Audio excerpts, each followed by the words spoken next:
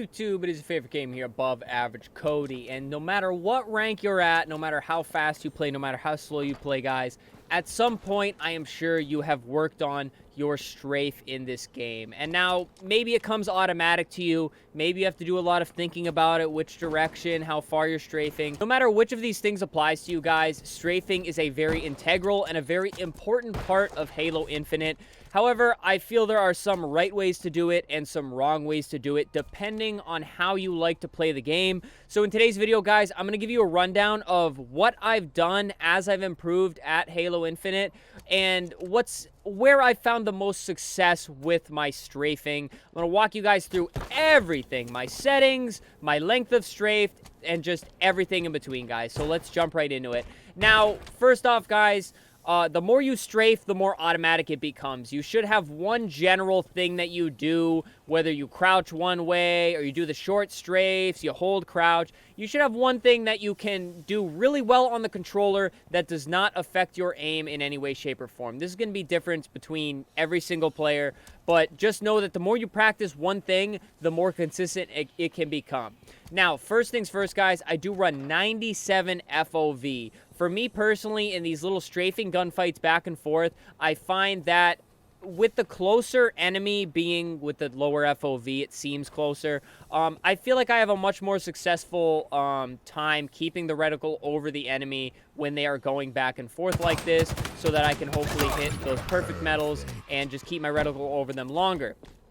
If you're at 120 FOV, the enemy does appear further away, and for some people, it can be harder to keep the strafe going.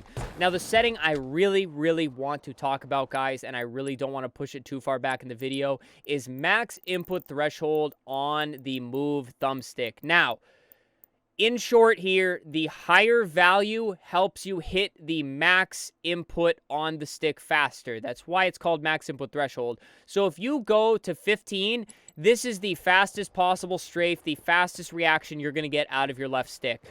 And for the longest time, I've been a believer that this leads to the best strafe for gunfights, because you are making your opponent miss bullets. You've got those quick strafes, those quick change of direction, and more importantly, you're hitting the max speed faster. Since then, and you guys saw the value that I had it at when we first went into the settings, I actually run it on the lowest. That is right, the polar opposite. So this will be the lowest or the slowest strafe I would get using this max input threshold, guys. And that is actually because I've changed my philosophy, and I've heard a few other pros talk about this as well. If you're strafing too fast, yes, you're making your enemy miss bullets, but it can actually throw off your aim as well, because with these quick changes of direction, guys, it can be hard for some people to control the right stick to keep the tracking over the enemy. So if you're doing that super fast strafe, it's really awesome trying to make your enemy miss bullets, but as you get to higher levels, guys, people are going to have their aim locked in, people are going to have their strafing in tune, and frankly, the amount of bullets you are hitting is going to come in way more important than the amount of bullets you're able to make them miss. So I've now switched to the 0 on the max input threshold for the move thumbstick to supply me with a slower strafe. So I focus less on speed, more about the method I go through, and I'm able to have an easier time keeping the reticle over the enemy to land more bullets. Because again, guys, I find that in the higher lobbies, a lot of the time it's going to come down to how many bullets you're able to hit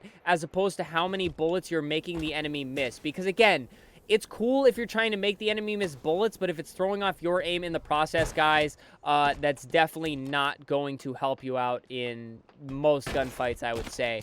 Now, next up, guys, I mentioned the method of your strafe. And what I like to do is probably about a door frame's width, if that makes sense. So we'll go up to the little window here on garage. This is about the distance I like to strafe. Sometimes I'll go shorter. Sometimes I'll go longer. Like if there's cover over here, I'll strafe towards it.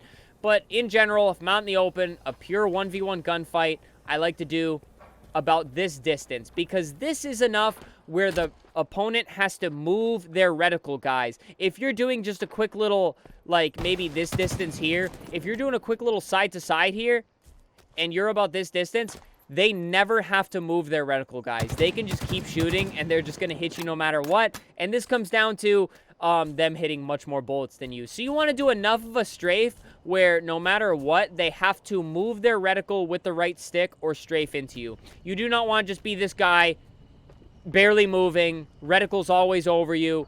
The opponent's never going to miss any shots, and you're going to lose a lot of gunfights. So try to do the decently long strafes, long compared to what I was just showing you. And then I like to throw in some crouches. Now for the crouch, guys, I have crouch on toggle.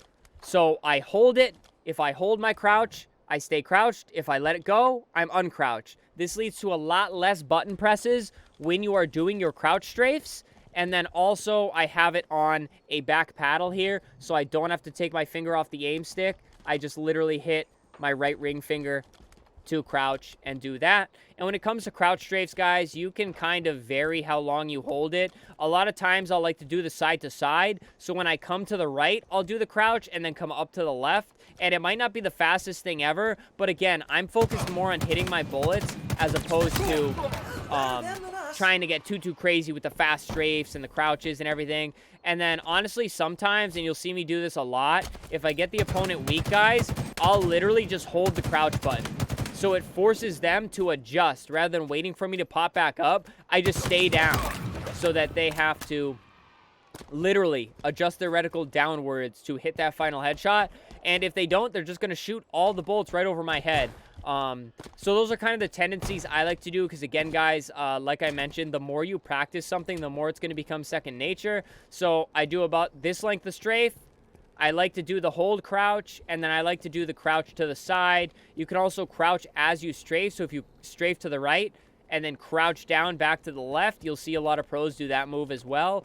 That one I have a little bit more trouble with because that's a lot of button presses and a lot of things to do at once. So it does throw off my aim. Because again, guys, you want to practice your strafes because if you are thinking too hard about them, you're going to think about less what you're doing with your reticle, which is going to lead to you missing bullets. So again, it seems like I'm going over a lot, and it seems like there's a lot of technicalities to strafing, but just do not overcomplicate it. Practice it to the point where it becomes automatic, and then once you get it automatic, guys, focus on that aim and reticle placement, and I promise you the sooner you're able to bring those things together, the better player you're going to become because, again, you want to think about more your reticle placement and objective and what's going on the map. If you're taking too much time to think about your strafe, I promise you guys, it's just taking away from important brain power that has to go to other things that are going on in the game. But guys, that pretty much covers everything I have for you strafe-wise. I really don't have anything too crazy to tell you, but I'm going to be honest with you. It seems like strafing's kind of glorified at lower ranks, like it's this super crazy thing.